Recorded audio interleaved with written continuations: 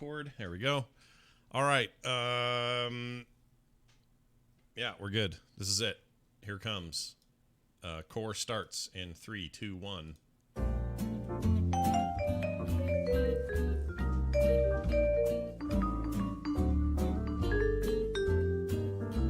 Hello, everyone, and welcome back to Core. This is Core, episode, 184. Hey, today's July 11th, 2019. I'm Scott Johnson with Bo Schwartz and John Jagger. I'm here to talk about our favorite hobby. That's video games. Is it a hobby still, or is it a lifestyle? What is it now? Can we still, what do we call it, Bo? If somebody says, what's your hobby? Do you say video games, or do you assume that games are more of a lifestyle, a life choice than they are a hobby? I usually start by saying things that are way too specific for the people asking that they immediately regret asking. Great. So, ask me, what's your hobby? What's your hobby, Bo? See, I like to do podcasting, and it's about this game called Heroes of the Storm. You may not have heard of what a mobile online... okay, I started at the wrong spot. That's usually how it goes. Or some other thing. Does it scare them off and they quit asking? They're all done after No, that? but usually when someone asks you what you're up to, they don't know you. You don't know them. So you don't... It's not a gamer who's like, hello, I'm a gamer with specific interests in Witcher 3 and open world games. Like, you know, it's just whoever asks, right? And then they may...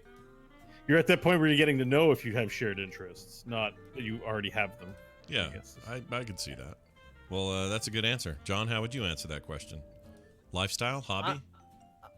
You know, I had somebody at my work the other day say, John, you're into the, I don't know, internet game thing, right? And I just assumed, like, that's what everybody thinks of it as now. Yes, I am into the internet game thing now. I don't like that terminology at all. Whatever that is, it's what I've been labeled at work. That fries my cheese on the wrong side of the bread. Don't like it. No, sir, I don't. But trying to explain podcasting to your mother's friends who are all in their 70s, it's not happening. I try every time. Just say radio. I do, and then they go, well, now do I just in my car? Do I just do the thing where can I get it in my car? They always ask that. And I say, well, sort of, you can get it in your car, but then that opens up this whole other bag of like your phone and Bluetooth, and you're going down a path that there's no way you're ever going to get back. Yeah. I got the answer for you, Scott. You ready? Yeah, Watch. go. You be one of those old ladies, I'll tell you. I'm involved in radio. Okay. And then I'll say, oh, what station? Can I hear your show on a station? Yeah, you can hear it on the radio. How do I do that? Just tune in your car. You're just lying to them is what you're doing.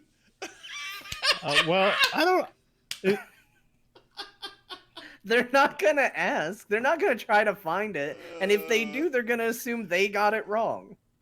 If they have a Roku, you can at least tell them it's there. Yeah, but you have a Frog Pants app on Roku. I know. There's something on all that stuff. You can just walk up to your Echo now and say play the morning stream or play Core, and it'll do it. But you can just say it's on Roku, and they go, "What's that?" Yeah, they say, "What's a Roku?" Oh, it's a device you connect to your TV. Well, do you know what all the old folk who don't understand internet are into right now? What's this called? There's some box that you can buy that basically allows you to illegally stream movies, but old people don't know that. They just think it's a box. It's like a stream box like everything else. Yeah, their nephews. And you got to go to a guy, and they get it hooked up. All the people that are over 60 are like raving about this thing like it's some legit Yeah, no, it's that popcorn. Like, no, that's bad. You know what? Is it that like, pop? No, it's that popcorn. Talking about. It's that popcorn device, Popcorn Time or whatever it's called, right? I don't know what it's called. It's got a weird name like Migblop or something. Here it is. Blip Blop. No, Popcorn Time. Chat room, help me out. What's it called? No, it's not Web TV. It's something else. It's a device you buy that's to enable pirating, streaming television shows and stuff, but it actually carries no software that enables any of that. It used to be a box from Popcorn Time had a box, and then it would do exactly what you're saying, but it may not be the one you're talking about. Meme Porp? I don't know. Meep Morp. It's got a weird like tech name, like, you know, like Reddit or Tumblr or whatever. It's like a Mibbler. Yeah. Mibbler. Maybe it's I just forget what it. Damn it! There goes my enabler. credibility. I can't even name the. Here's another one you can do, Scott. If you don't want to just totally lie to them, just say it's radio, and then when they say, "Oh, what station?" just say, "Oh, it's kind of a liberal station. You wouldn't like it." Actually, it's probably a fair assumption. Most of those My mom's friends are There you pretty go. pretty And then conservative. you're done, and then that'll be it. They'll Yeah. just, oh, good for you. I and feel then like you'll be you're your way. on to something. I think that's maybe not a bad idea. I'll remember that next time because I usually get caught in this loop that just goes on for days, and I can never really explain myself out of what I do for a living to these people. And you're right. I never thought about it, but they're never going to go, look, they're just saying it to be nice. They don't care. Yeah. They're just going to say, oh, now where can I get that? And you just give them, say anything. Oh, your fridge does it. Just poke the milk 3 times and say hallelujah, and it'll start playing the show. Okay, I'll do that. They're never going to do it. Who doesn't They're poke their milk 3 times and say hallelujah? Candyman comes and shoots you with bees. All right, hey, check it out, everybody. We're doing a show. We got stuff to talk about. In fact, we're gonna lead things off with something that we don't talk about a lot, and that's Warframe. So Warframe's a weird thing for me because I remember when Warframe came out, it seemed like this dinky small thing that people were putting together that was really weird aesthetically and tonally, and I couldn't really get my head around it, and I really didn't know who it was for, and that was years ago. It's like 2013 that thing first hit, and it was also very buggy in the beginning. I played the, I want to say PlayStation version, or maybe it was PC, but it was super, super buggy, choppy, and weird. Or it was probably not PlayStation because that didn't come out till that fall. Anyway, years and years go by. They've tweaked it. They just had their TennoCon deal. That's like their own kind of little BlizzCon thing that they run, and that game not only is it already gone places and gotten huge and has a gigantic following and has built on itself over the years, but man, do they have plans for this thing. It kind of blew my mind. So let's talk about this thing a little bit. Bo's probably the most excited about this because you're kind of hardcore Warframe dude, hundreds of hours under your belt. What do you think of everything they showed? I didn't see all of the stuff. Yeah. I forgot it was TennoCon, and the weekend went by me. Yeah. But just start with the coolest thing, which is they actually had a full CGI trailer. Pretty high bar hit with the quality on this thing. Yeah, Dan Not Trachtenberg quite, directed it. Not quite Blizzard level, but close. Yeah, it's pretty close. And yeah, Dan Trachtenberg directed it, so you could really tell watching the thing that there was someone behind it who wanted to make this thing exciting, but not exciting in like, here's a dramatic story and tale. Oh, there's a bit of that. It was like, we want to show some ninja action. Mm-hmm. We know what you guys want. We want like these there's that one part where the Warframe Excalibur runs up the side of the wall, jumps into the air, and there's a shot of all the Grineer on the bottom in silhouettes, and then the Excalibur silhouette is up against the sun, and he does a backflip and then just does his move. For those not in the know, the Grineer are the skinny leg looking weirdo alien people you fight in the Yeah, so they're, because I think it takes place in our solar system, but tens of thousands of years in the future. They're basically genetically modified. They're vat-born human machine guys. All right. Yeah, and anyways, they're part of the fodder that you kill throughout the game, and it was just really thoughtfully put together, really exciting to watch. To be honest, and go ahead. All the abilities and weapons are things you can get in the game. There wasn't any license taken with anything that these things were doing. They're literally doing the things in the game, so it was just perfect. Yeah, I thought it looked really good, and I'm already kind of a fan of Dan Trachtenberg. In fact, he is so nice. He didn't order mine, but he ordered my daughter's playing cards because of her artwork. That's how much he likes her artwork. Didn't order mine. Oh, wow. It was okay. I still take it as a compliment. She's my offspring. She's the fruit of my loins, right? So Yeah. So that was really nice. But he's a really, really nice guy. If you remember the Totally Rad show back in the day, that's the Dan we're talking about. Always wanted to be a filmmaker. The guy's doing it. He is on tap right now to be the director of the Uncharted movie, which is super exciting. That's got Tom Holland in it. Spider-Man. Yeah. Anyway, the point is... But think of a guy like that in that trajectory, taking his time to make a trailer, not for a BioWare game or a Blizzard game, but this weird game called Warframe, right? Yeah. like as you described it, it's not like, oh, let's do a Fortnite trailer. Everyone knows Fortnite. We're gonna get a lot of views. It's like, no, he likes this game. He plays it, and I think we go through a little bit of a thing where we understand that maybe Iron Man, like Robert Downey Jr., maybe doesn't really like comics that much in real life. Like he's probably cool with all the fans and stuff. It seems like a nice guy, but there's always something nice when you watch somebody who's good at what they're doing and then doing the thing you like justice and is also a fan too. Right. You know, like a lot of the Kaczynski guy in the Warcraft movie, Ogrim. Oh, right. Yeah. You know, stuff like that. Like that's really nice to see. And it was just good. It was good. It was so good. Did you see it, So John? that alone. Did you see the trailer, John? Do you like it? I did. It's, you know, it's confusing, which that game is, so it's spot on. Mhm. Yep. They did a really good job of taking, because I'll be honest, I mean, I've talked about Warframe a lot. It's been in the what I was playing for a good long while on the show, and I don't like the aesthetic of Warframe. I don't think the Warframes look good. I don't think the enemies look good. I think there is something incredibly uncool about how it all looks. I hate all the aesthetic of it. And somehow this cinematic still made me go, yeah, that was rad. So to me, that was probably its biggest feat, is it took a thing that, like, I'm completely turned off by how every single Warframe looks and how the enemies look and how the animals look. Like, I hate just about everything about how that game looks. And even I got excited about the trailer and was like, yeah, that looks super rad. And look at all the stuff they did.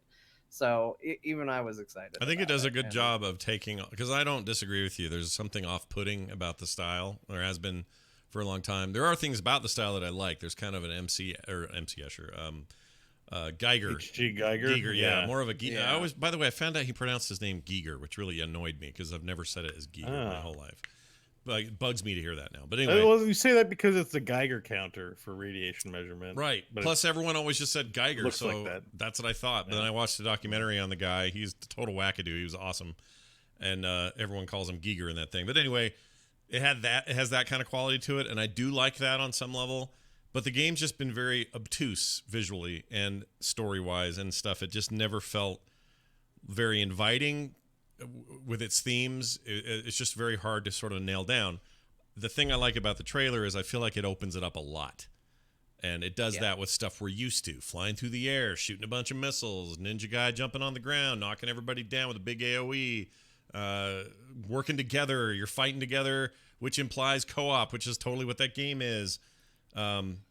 Although I think Kyle had the funniest piece of feedback, which was he assumed the game was a cover shooter because of the scene where it shows the battlefield and there's all this like about half cover like stuff just laying on the ground all throughout the world, and he was like, oh, it's a cover shooter. We were all like, no, Kyle, it's not a cover shooter, it's not. And he just posted a picture of it, and it looks like a stage from Mass Effect, and he goes, the trailer lied to me. And I think that's actually pretty true, because looking at it you would think, oh, cover shooter, great. And that game is definitely not. That game's more of a when you play sail as through the air in a weird way shooter. When you play as Rhino, you are the cover. Yeah, dude. Wait, is Rhino the guy with the nose with no eyes talking to the cat? Is that the guy? The Warframe Rhino's not in the trailer. It's a tank. It's the quintessential tank Warframe, and it has an ability where you just take damage and are basically invulnerable. See, this is a thing I didn't understand, and I've played a bunch of that game. I've never known that it was class-based before.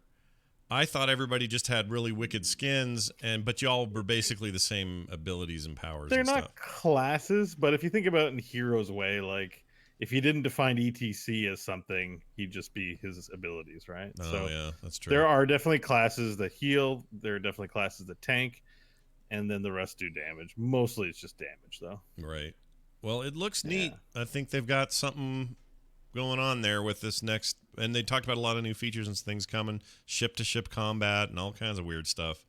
It's got the WoW effect going on for it now that it's been out for so many years. It's had system upon system upon system built on it, where you couldn't launch anything in the state that it's in right now. So it's done really well with its client base, and it's one of the most revenue generating games on Steam. It was last year, I think they were like top 8 or something like that when Steam released those numbers. That's really strong. When your competition's things like Dota 2 and stuff, they're doing real well when you're getting that. Yeah. The game is fun. I find it a little bit repetitive. People do like MMOs for that reason, though. You got your dailies, you got your things. It's got all those systems in there. Yeah. It's basically an MMO without the world part. It's instance content, but It's the game that everybody thinks Destiny will one day become. It just existed before Destiny. Yeah. Not much yeah, longer than Destiny, right? Like, wasn't that same year that thing came out or something? Something like that. 2013? I don't know. I have that in my head. Or was Destiny 1 earlier than that? Erg. they were around similar times. I think Destiny was probably more robust when it launched as a full box product, but this is where like it sort of trumps Destiny because Destiny got to buy into the expansion pass and the long term expenditures. Warframe's free. The content is all free. Basically, it's a mobile game. You can find all the parts to build any item in the game out in the world, and if you want to speed that up, you can just buy it. That's basically the revenue model, but they also have, get this, the Diablo 3 auction house. Whoa. What? Yeah, like I have all the parts for Nova Prime. Prime is a rare and tough to get version of a regular frame called Nova. I'm missing one piece, and I've contemplated buying about 85 plat to get it from a trader. If you go to warframe.market, there's an online API that links into the game where you can see where people have put up their products on sale. You can go in, message the person in game, get the item you want, and if you don't have your own platinum, you can just buy it from Steam with real money and just give the platinum. It's got all, like, it has everything that WoW Auction House and Diablo 3 Auction House has been doing in that game already, and people are just tossing money their way. Wow. So Okay. yeah. I guess, I don't know. I guess I never played it long enough to see all those bits of it. The actual mechanics are good. Seems like shooting's fun. So the new player experience is pretty obtuse, and part of what they announced this weekend and what that trailer is meant to be the intro trailer, like, to the game, Right. and not just like it's not for new content or an expansion. So they're revamping the opening to be more new player friendly, which is a good thing because you have all these mods, all these weapons, all these places to go to. Everything's confusing. I think the lore will still be confusing, but hopefully onboarding will be easier, and that's a good thing. Maybe you'll get into it then. Yeah, they've come a long way. I'd absolutely get in there again, especially now because there's a lot of hype around it. But speaking of hype and speaking of the WoW effect, I have to at least bring this up. I don't know if you guys noticed this. Kyle talked about it a little bit the other day, and it reminded me to bring it up here. A lot of ex-Blizzard people, those in particular who were affected by the massive layoffs that came earlier in the year, all seem to be streaming and singing the praises of Final Fantasy 14 in a way that's a little alarming to me. Now, you might just say, these guys are pissed. They were fired now, so they're just trying to get back or whatever. But has anyone else noticed? I know there's a new expansion. That doesn't hurt. But it seems like there's a hype thing happening with Final Fantasy that it's not had up until this point. It's always been respected and, an alternative out there to World of Warcraft. But I feel like it's at a fevered pitch right now. And, John, you're actually playing the game, so maybe you can speak to it more than I can. But do you think there's something to that? Like, is there a not a defection, but just a general sense that, hey, there's a better MMO out there, and all you guys have been playing WoW this long. Guess what? This one's more fun and more. It's gonna give you more of what you think you want going on, or is my impression just wrong? No, I think there's a little bit of that, but I think what's interesting about Final Fantasy, and what I think is actually probably its biggest strength right now, is that right now we have this weird place where people who are playing WoW, there's a lot of people that are unhappy with the current expansion. And you've got a lot of people going, oh, well, now I'm just going to be into Classic. But I think you have a lot of people like you and me who, we've done Classic, we were there, we don't need to see it again, we don't need to take those steps backwards in time. And I think Final Fantasy actually is the answer to people like us. It's a game that is a new experience. There are elements of it that feel old and outdated in some ways, not in terrible, awful ways. It's not like, oh, all my ammo's in a bag and, like weird stuff. It still makes a lot of very smart MMO decisions, but there are some things that still feel a little antiquated about it in good ways.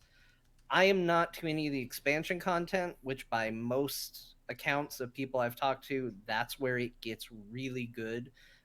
Most people say that the thing that makes the game so good is the story that it tells, and that most people say that story doesn't pick up until the first expansion. I'm not to it yet, so I can't really speak to that, but there is definitely something there. The game looks really cool. The game plays really well.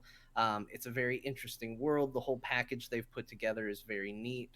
And I think it offers a very different new experience for a lot of people who, I think one of the biggest and best criticisms of this WoW expansion is great. You guys did more of the same, and it's more of the same grind. And I don't know if I'm ready to do that. This kind of rolls it back to we have a world for you to play around in, go play and have fun. And I think people are kind of hungry for that. So I think you've got all these elements coming together. People craving classic. There's a new expansion out. People craving something different. And then I think you also have the zeitgeist of just a bunch of people going in. And MMOs are better when your friends play. And if everybody's getting in, that's where your friends are. So I think basically all of that has created this perfect storm where that game is really taking off in a big way. But I'm having a ton of fun with it, and I definitely think there's something to it. It's funny to see. It's funny to see the these community and esports people now playing it and talking about it and streaming it and telling everybody they should be playing it. And it's hard not to see that and go and not feel like they're just being mad or they were laid off, so it feels like there could be some vindication there by doing this or something. But maybe it's just that good. Maybe people are just really enjoying it. And when they were, in their case, when they were busy working at Blizzard, they didn't have time to really dig deep into a competitor's game, and now they have, and they've decided they like what they found. I keep getting tempted, and I keep just not pulling the trigger, and I don't know why. But the hype bubble is hard on this one. This one's seems like it's really feeling it, and I have to admit I'm kind of curious. I mean, the idea of grinding... go ahead. Just one really interesting thing that came out today is Kotaku, part of this hype bubble that's going around. Heather Alexandra over there actually wrote a guide how to get into Final Fantasy XIV in 2019. I'd actually recommend anybody who's interested go check it out. Even as somebody who was already in, I read it and it was helpful to me as somebody who could see the potential but maybe wasn't hitting the hype level that I was hearing other people having been at.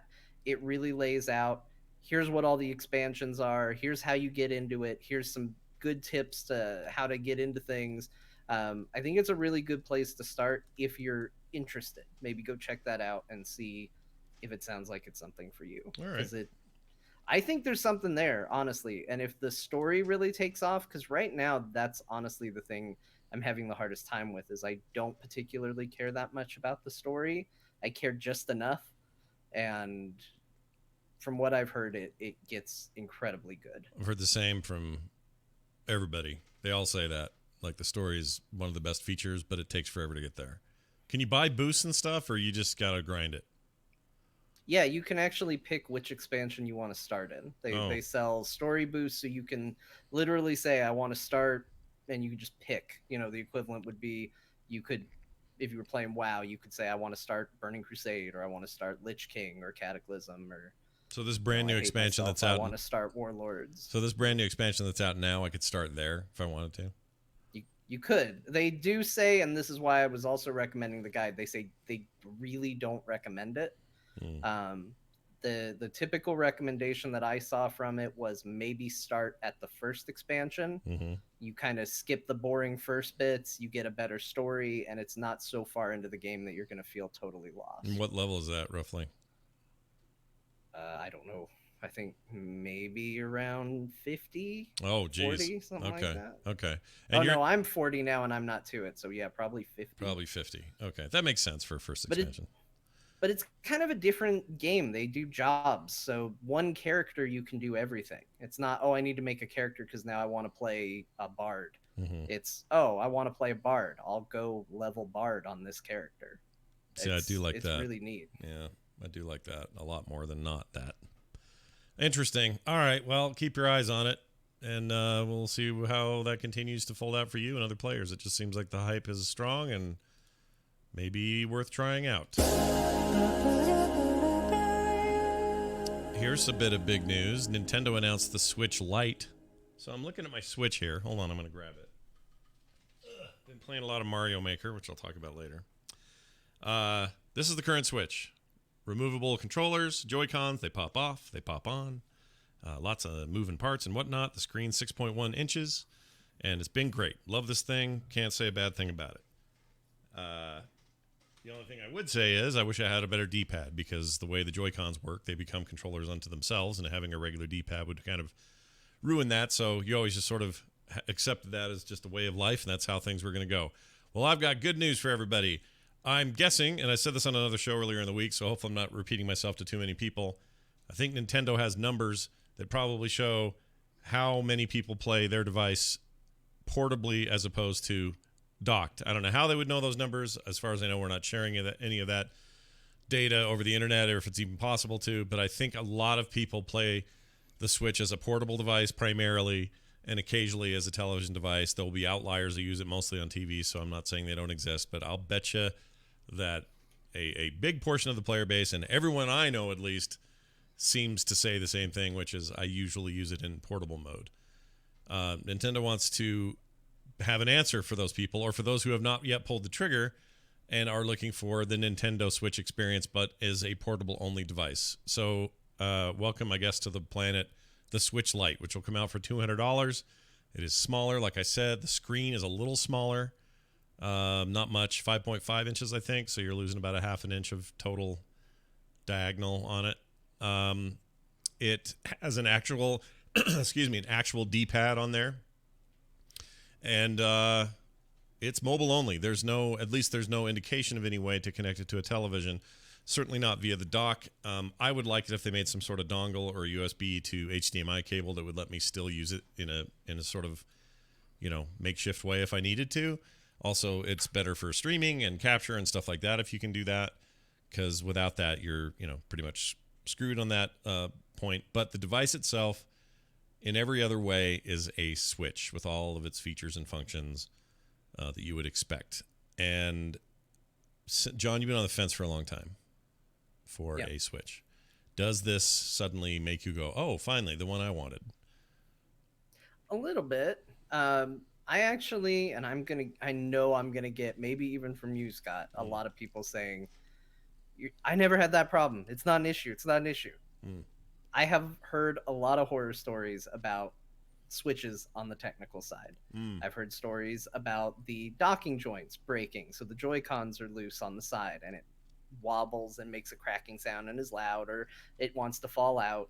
I've heard about scratched screens from the dock being too close and people having to buy accessories for that. I've heard stories about the joysticks themselves becoming loose, kind of like the N64 used to, and now all of a sudden you have games that have drift. And because I heard these horror stories, I have always been a little, and the biggest one is the price. It's a lot of money to spend. Nintendo doesn't discount its games. There's a lot of games I want. So when you put down the money for the Switch, you are also spending a pretty significant chunk of money to get the games for it as well. And kind of all these things together have kind of been what kept me from pulling the trigger. I just can't afford it, and I'm worried about some design things. So I said, you know what? Whenever they revise these things, it's always better. When you look at the DS to the DS Lite and, all those revisions, they always end up making it better. I'll wait till they do the revision. Mm-hmm. And this revision, I usually don't like to lose functionality, and there's a lot of loss of functionality with this thing, but it also addresses a lot of the things I'm concerned about, and I do have a feeling I would mostly use it in mobile mode. So I'm definitely tempted, but there's also rumors now of the Switch Pro coming in 2020, and I'm sitting here thinking, well, geez, I'm going to say, oh, it's too expensive. What's going to happen if the Switch Pro answers all these concerns that I have and is even better, and now I'm spending that money all over again 1 year later? So I'm tempted. I'm very tempted because I want the Switch, but I just can't. I can't afford it yet. Are the games interchangeable? This is the yes. answer. Oh yeah, the games are interchangeable. There's a lot of question about whether your saves will be easily interchangeable. They should be. So you should be able to just have save syncs across your account is the plan. So if you had both of these devices, it should be pretty easily transitionable. But yeah, Bo, you would have all the games work in both places, and own It's whatever. interesting how they get to be the leader in the portable gaming space because I mean, if you just set aside mobile, Nintendo portables are the it thing in Yeah. that space. Yeah. So they get to be that with a dedicated device still.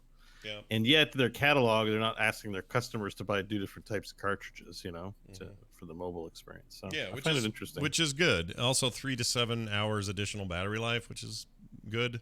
If you're using it again as primarily a portable device, that's a big deal for me.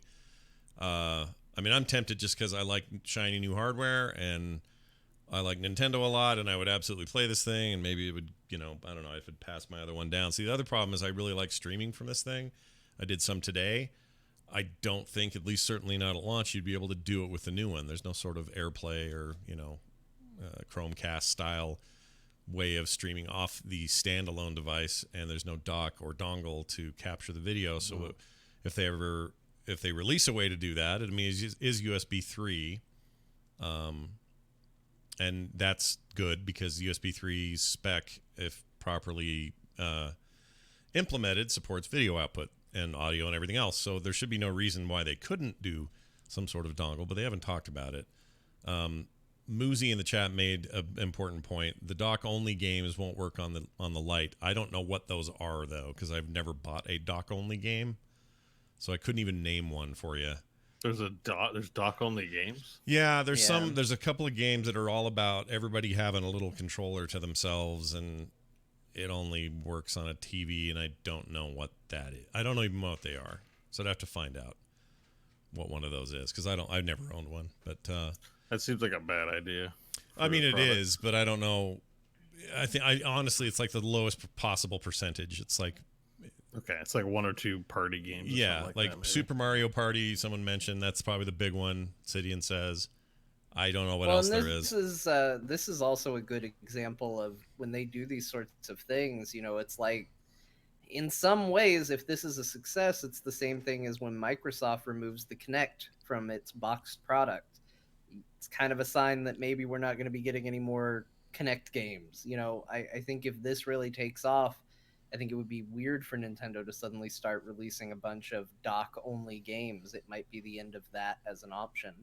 They might crack down and say, no, we only want to do it if you can play it portable as well. What if you and 4 people on your Switch and Switch Lites want to play Mario Party on your own dedicated streams in your backyard together? Well, you should be able. See, that's where I'm confused, because there may be parts of Mario Party that are dock only, but I thought it was also ad hoc network compatible, so you could have multiple Switches all playing together, like they always show in their commercials. That's like their big thing. I'm not 1,000% sure on any of that, but one of the points John makes is a good one about it being a more solid state device, like a firmer, tighter thing. If anyone remembers the original DS, it was a kind of a flimsy, clamshelly piece of poopy scoop, but it was cool, and we all knew it was going to be cool and do cool things. But the DS Lite, now that was the bomb. Like, that thing was tight and smaller and felt good and had a great hinge on it and just felt like it was made of better stuff. That's what I think you may get out of this one. So while I've not had any of those problems, but I'm also pretty careful with this thing. I don't let the kids use it all the time. I don't let, when little cousins come over or whatever, they're not playing with it. I keep it tucked away. So I'm the only one that can break it. If it's going to break, it'll be me.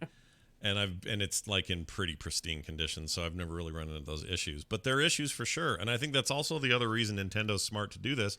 Huge part of their market are a bunch of kids. Like, Nintendo appeals to all ages, and that means a bunch of kids want it, and the kids are going to dock it and undock it and pull it out and rip a controller off the wrong direction and, kind of beat the hell out of stuff. It's the same reason they made that 2DS device, and that sold really well for them, which again was this weird departure from the 3DS, which was all about 3D. And then this, this 2D version of it was a big, seller for them. It didn't have a hinge. They weren't getting broken all the time. So yeah, like I think it's a really smart move, but I also think that if you've got a Switch and it's doing what you need it to do right now, I'm not sure there's a huge reason for people like that to upgrade. But I think people like in John's case or Bo's case or other people's case where this has just sort of been on the fence and we're waiting for a price drop, waiting for a hardware revision, like this, I think is it. And it probably signals them leaning into the portability side harder than they were before. At least it appears that way. Like, I don't know. Like, that's just how I use it. I love the idea that it's both because that's cool. I mean, the whole name is from that. But having it not do that is probably What's the opposite fine. of the Switch? Just a circuit, I guess. Circuit? Maybe. I don't know. What is the opposite of an actual term switch? Probably Just no Switch. no like, switch. just nothing. It's just the Nintendo at that point. It's called Open the circuit. Nintendo. Circuit. It's the Nintendo Vita. That's what this is basically. I mean, in a lot of ways, it is kind of a Nintendo Vita, but yeah, same cartridges, same all of that, touchscreen still, like all the functional features of the device when you would play it in non-docked mode are all there. Are they actively selling like a portable product that this is replacing? I mean, you still can go anywhere and buy 3DSs and stuff, sure. Oh. Yeah, but I they're didn't not realize they're they were not still a really thing. making games for it. I mean, you'll still see a trickle of them, but I see Muzi in the chat. Do you think this will kill the DS? I think they already kind of killed the DS. Like, and that sounds so violent. They killed the DS. I think the DS has run its course. I think the natural evolution was for them to ultimately combine their console and their handheld. Like, it's weird that Nintendo has walked this weird line of we're kind of both, and why not be both? So I think the DS is done, but I think that was done before this was even announced. Yeah, I the think DS we're already there. The 3DS was an incredibly well sold console. It got announced in 2010, was released in 2011, and just now, and they've had multiple hardware revisions there as well. The 3DS XL, they had the smaller one, they had all these different ones. Now they're kind of done. Like John's right. That's your generation of handheld. Like there's no reason to expect them to go another 10 years on that. Like you're done with it. What kind of onboard storage does the Switch have? Do you think Lite will have it? It's SD cards. So the one that comes with it, I want to say is 32 gig or I don't even know, but this will be the same. You can put DS. Oh, SD it'll be cards, there. so it's like your Android phone and stuff. Okay, kind of like that. I'm just wondering because all right, that makes sense. I was thinking maybe it would have.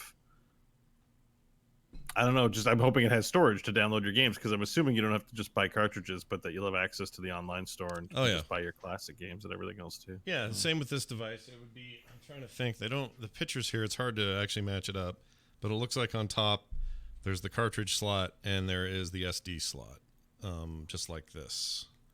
Let's see. Is that a micro SD? No, that's normal SD. Oh, the other thing it doesn't have. Yeah, it'd be great if I broke it now. The weird, take good care of it, Smash. this weird kickstand that it had. This one has. They don't have that in the new thing. No kickstand. But you won't need Has it. anyone ever used that kickstand? I guess to watch movies on it. Can you watch movies on it? Well, the idea was that when you take the two controllers off and you set it up in kickstand mode. Now you've got this display that's upright mini and TV. people can play that way. Yeah, it's Okay. not a very It's what good the Pro is kickstand. going to be. It's going to have a second leg. It's going to be a better kickstand. It's gonna be a selfie stick. Yeah, I like it. And with a neck thing, so you can hang it from your neck and walk around with the two Joy-Cons and play with the TV hanging from you. Perfect. What's cool about the SD support on these things, or anything that supports SD, is SD cards are huge now. So this thing will support like. What's the biggest SD card you can get? I don't even know. Is it like terabyte now or something? Hold Can on. you get a terabyte SD card? That's insane. SD card. I'm gonna look it up. And real why am I fast. still using a spinny giant disc that Every can time hear down somebody the street? talks about SD cards, I just want to just yell out loud like an old man. Remember zip drives? Mhm. Like, I know there's smaller like zip drives. Just it was a improvement on floppy disks and stuff like that. But there was something in my life at the time. I was so stoked about zip drives. 100 megabytes, Mom and Dad. We have to get one. Yep. Oh, I would never fill that up. Oh, here it is. 1 SanDisk. terabyte SD card's $500. Yeah, they're very expensive right now. You wouldn't get this one. You'd probably get like the 500 gig, but that's plenty for a device like the Switch. Like that you'd be good for the whole generation, I think, or less. You could probably even do it for less. But I think it comes with a 32 gig, which doesn't seem very big now. But That's yeah, insane. there is the SanDisk one. They don't give a price on it, but that one's 1 terabyte. And it's in the same size. That's crazy. Crazy. Anyway, petabytes on the way, man. What's Get ready coming for 'em. after? When terabytes become commonplace? What's the next one? Petabytes. Petabytes, I think. Which I'm is, looking forward to saying that one. that's How a- many petas one's does that hard to? That's snack food for perverts. They call it petabytes. Well, pet in French is fart. Oh, is it? Fart. Pete. I mean, there's a hat on the e, but son, kick on a pété. You see, you say someone's farted. I'm glad John got my joke. I'm glad you got it. That was such a dad joke. It was good though. I really. What did you say? I said missed it's it. snack food for perverts. So pedophiles are going to eat the petabytes. Oh, right, gotcha. I mean, it's not the most. You should work for Burger King. They need a man with good ideas. Yeah, dollar taco and the petabyte. Petabyte food for pedos. What's after petabyte? There's another one after that. We're never. Yeah, gonna... maybe we just skip that generation. It's gonna get so old. Isn't there a It's gonna Google get bad. X byte or something? Something. There's exabyte. Oh, exabyte. yeah. Exabyte. Oh, exabyte is great. Yeah. Can we just skip to exabyte? Yeah, let's do it. That'll be like 4K and 8K. We're just it's gonna exabyte, zettabyte, and yottabyte. yottabyte. Let's just stop at exabyte. That's where we need to end it. 'Cause it's the best. not Yottabyte is the biggest that they have so far. The Gottabyte. Yottabyte, Wow. all right. Gigabyte. Here's the thing: this should be like TVs. I'm not going to upgrade to a 4K TV. I refuse, because 8Ks are being pushed down my throat now. So I'm just going to skip 4 and get the 8. They're almost the same price already. Like, I'll go to Costco this fall and it'll be like, oh, remember that price you would have paid for a 4K 4 months ago? Well, guess what? That's what the 8K costs now with all this other stuff. Like, just skip a generation. Straight to exabyte. I'm ready. Yottabyte? Come on, that's not a thing. Yeah, yottabyte's the biggest one. Really? Right now. Look, I mean, theoretically, numbers go up forever. So theoretically, eventually, we would get to yottabyte as the only logical name. Yottabyte. My home this is. All right. Well, Basically. that's great. Hey, the Gigabyte. what'd you where he call it? lives. Well, I see a Brontobyte A around, but Degabyte. Degabyte. where Like Yottabyte Dagobah. is. ha ha ha. It's pretty good. Dago. Dagobite system. Boba Fett. All right, let's move on. How about this thing about the No Man's Sky dev thing, Bo? This is a cool link about Sean Murray and why he said he thinks it was a good move that they stayed so quiet after the rough launch. I think this is fascinating, especially in this world of like everyone freaks out the minute something goes wrong, and everyone makes all their Yeah, assumptions. Anthem's a failure because it wasn't good the minute it came out. Right. And even I kicked that horse. But there's nothing, a game is new the moment you play it. So you can play it 5 years later and it can be new, and if it's a great game, you'll just enjoy it and it's new to you. And that can be true of any game. right. And, again, we talked about Warframe at the top of the show. It's an example of just that. Right. Just work on the game, massage the game, keep building it up. It could be a great thing for many people. And so I think was his approach to No Man's Sky. And I gotta say, I really like No Man's Sky. It's fun. It worked. Um, It worked, man. They fixed that game. It's a good, maybe not even a good game, maybe a great game. It's awesome. And part of his deal was they just need to rather than be a bunch of people talking at E3 press conferences, to being as players. You remember, John, you were going on a tirade about how people talk in these conferences. Mm-hmm. Maybe it wasn't on this show, but it was during the conference I was watching. It's they're always the players will like the game and the gameplay will appeal to game. He's like just shut up. Just work on your game. Yeah. Let the game speak for itself. No, it's true. I think that's true. I hate how they do that, but this is the most overhyped product in the world. It launched really rough. People wanted to do a scorched earth with it, and then they just hunkered down, got quiet, and got to work. And then little patches would come out, a little more patches. Then they would detail what their big patches were, what their big plans were.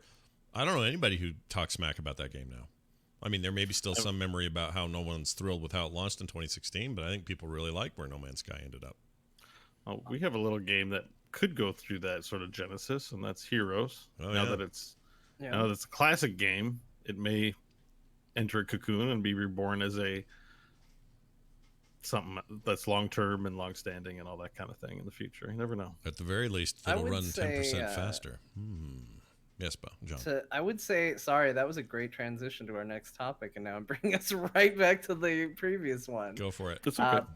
But just to play a little devil's advocate to what he's saying here, I do ultimately agree with him, but I would argue that maybe the fallout wouldn't have been quite so bad initially if he hadn't been so quiet up to launch. I feel like they took a real, like, let's just be quiet about the game approach. They showed at E3, and then as they maybe realized that was not going to be the mark that they hit when the game came out, or maybe people had wrong ideas about what this game was going to be, instead of trying to correct people, they tried to keep this big secret about it, I feel like, and they didn't talk at all about it. And then everybody got in and went, hey, I don't think this is the game I thought it was, because nobody knew. Right. So I think he's right. If you have a rough launch, just do what you got to do to fix it and make it better and just get to it. But you also need to work before the game launches to make sure that expectations are where they're going to be. So you don't have people do that Jurassic Park video where it shows the majestic dinosaurs and then the dopey ass one to the accordion music. Now, everyone, don't get excited about Cyberpunk. It's just a bunch of voiceover and some mouths moving. Nothing. Don't be excited for this game, everyone. Yeah, everyone be underhyped. Right, like if that game's 15 minutes long, now's the time to tell people that. Don't let people find that out when it comes out. Yeah. You make a good point, and I agree with you completely. Yeah. It's just, I don't know if they haven't. Yeah. I guess it's like movies and everything else. When they're talking about everything but the movie, it's going to be crap. I guess games are just like that too. Yeah. Entertainment projects or products in general, I think, are kind of like that. Yeah.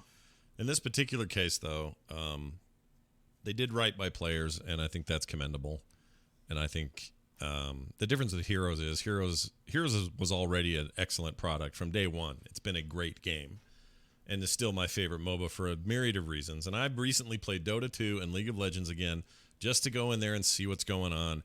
And every time I'm like, ugh, I'd really rather be playing Heroes right now. And so I'm back to playing Heroes pretty much exclusively because I think I'm over the sadness. I'm now in the mode of like, all right, well, so you dropped your esports. Your team is a little smaller now, but you're still cranking out content. You're still making changes. They made some big changes today, which we'll get to in a second. But I have a quote from somebody. I can't say who it is, so I'm sorry to pull a Johnson here, but this is going to make everybody happy to hear this. Let me pull it up. It's a text that I got from, let's call them somebody who would know, okay? Okay. I said, I asked just basically, pure selfish curiosity, how is it internally? Like, how are people perceiving it internally? And I thought they'd say, no comment, we can't talk about stuff like that or something like that. And he says, that team's humming along. I said, really? You're not just saying this because we're friends? They wrote back and says, look, as long as a game like that has players, they're going to have a team supporting and updating that game.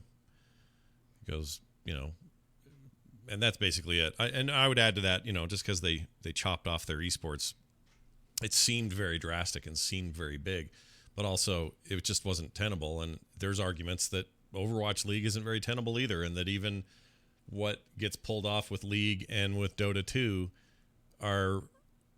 don't bring in what they need to justify what they do for it. So if you can get out of that headspace and get back to like, well, is it a good game and are they working on it? The answer to both of those questions is yes. So I've found my peace recently with where Heroes is at, and I'm enjoying it more than ever. And I'm playing Anduin like a madman, and I freaking hate that guy, but he's great in that game. So it's City in the chat says esports was a cancer that had to be cut out. I mean, it is a too much too fast kind of thing. I think the whole esports world is a little bit on fire right now. Costs aren't in check. Nobody quite knows what the magic numbers are yet. Like, it's a little weird. And so everyone's excited about it. They want to push it. They want to grow it. And they want to do all this stuff. But they all get up to this edge and go, oh, shoot, this isn't good. We can't afford this. Back it up. Back it up. That's happening across the board. It's just in Heroes' case, they're the third, by a big distance, the third most popular MOBA. They had to back that up. They just had to back that up. And I think I've They come have, they have a lot of things going on in that company that Right. affect other projects too. It can't be like League, which is its only game. You know, it's also a different attitude towards the game. right. I see how they treat their games and their esports. They do enjoy esports and take esports seriously at Blizzard. They've got a lot of gardens to tend to, and probably a lot of different priorities. And yeah, if you're not going to do something all the way, you're better off to maybe not do it, and rather than do it in injustice. So Right. if you take umbrage in that, I have an anecdote to tell about this too. It's funny. So I met somebody who's a young man who's just finishing university, and he was excited to find out that I knew what a MOBA was because the person that we had met through had no idea about stuff. Right. And he had gotten into League of Legends. He's got test spot at the university. He's all stoked. And he admitted he got his first account banned because he was super toxic, but then learned his lesson, opened another account. And he's like, I just got to get to Golden League. And he's like, we were talking about, he's like, well, what do you play? I'm like, Heroes of Storm. He's like, what's that? Like, no idea Heroes like it's like on that level. He knows leagues exist. He knows there's an esports league. He knows the pro players in there. He knows there's a program. He plays every day, tries to get better. Been doing it 3 or 4 years. Has never even heard of Heroes of the Storm. Not even like, oh, that game. Has never heard of it, and is a MOBA player. And so that just gave me some perspective on where Heroes fits in to how they get to know whether it even exists or not. Right. Like, this person will play 10 or 20 hours a week a league and not be like, oh, those other games. Barely any inkling Dota 2 existed, but heard of it, but never heard of Heroes of the Storm Yeah. until I told them. So Right. It's that's the kind of thing that Heroes is facing. I don't even think it's that you'll see crappy comments about the game on the internet from people who know, but I think the large player base just doesn't know it exists. yeah. At large. I think I think you're absolutely right. And then those that do have been conditioned to say something about it, but without even playing it. And I've come to a happier place with it. And I've also realized that every game I've played lately has been a blast, and I'm not waiting in long queue times. And the characters they've been releasing have been really fun and as well thought out or cool as they've been in the last few years. And it's just fine. It's a great little niche at Blizzard, and Quick match queues keep popping. I mean, the biggest death knell for any game is like you want to play it, but there's no one to play with. Yeah, there's always Why games. stop playing PlanetSide? I'd log in and this big massive world of battle had 20 people in it. And I'm like, I just can't be playing anymore. Yeah. We're not here. And so that's not true of Heroes. Right. Queues are 50 seconds or less for quick match all the time. There's No things problem. there's things I wish about the game that were true. Like I wish they would have gotten ahead of this years ahead. I think something in 2010 would have been better than something in 2014. That would have given them enough of an edge to be a bigger deal. But also, I think releasing it late, they should have known that and known that just because they're a Blizzard, they can't necessarily topple 100 million player dominance that Riot had.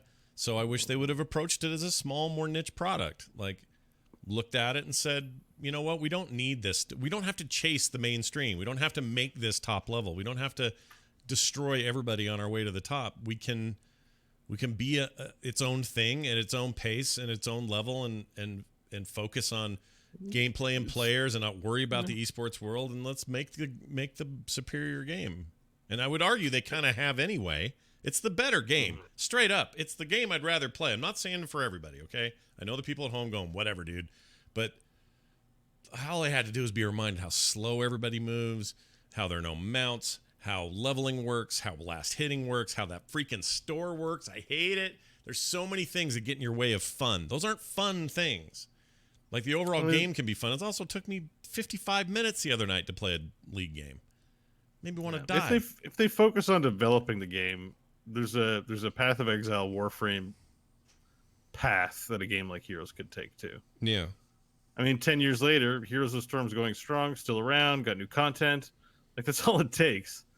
Like, it can be done. So if people keep playing it, it doesn't have to be on launch. I take umbrage in the stories like games like Warframe that just probably made a modest amount of money on launch, or maybe didn't even make money at first, honestly, and just worked their way to that point. So, yeah, it could go that way. You know, it's not over. Yes, this is true. There's more time. Plus, it's fun, and we're going to play it tonight. They sped the game up, you guys. In fact, let's talk about it now. Heroes of the Storm moves faster, 10%. All the heroes walk 10% faster. Their mounts move 10% faster. A lot of their abilities move 10% faster. The game just none of the abilities move. 10%. Oh, I thought you told me that. It's the opposite. Skill shots are harder to land because everyone's moving around real fast. Okay. Because I thought you said Carl Jim was punching faster. Did I miss that? Well, if you have a talent or ability that grants you move speed, then that move speed is also faster. Yes. No. But the abilities themselves, for the most part, aren't, right? So the stealthies all get a little extra move speed when they're stealthed in some way, so you get to enjoy moving even faster. But your Jaina Ice Bolt or Frostbolt gonna travel at the same speed, right? Which means your skill cap just went up on that. You got to be better certain at that. heroes. Yeah, I mean, Artanis' Space P is going to move just as slow as it did before, and all the heroes are going to be like as they run away. What song was that? Wait, what song? It's essentially a big nerf.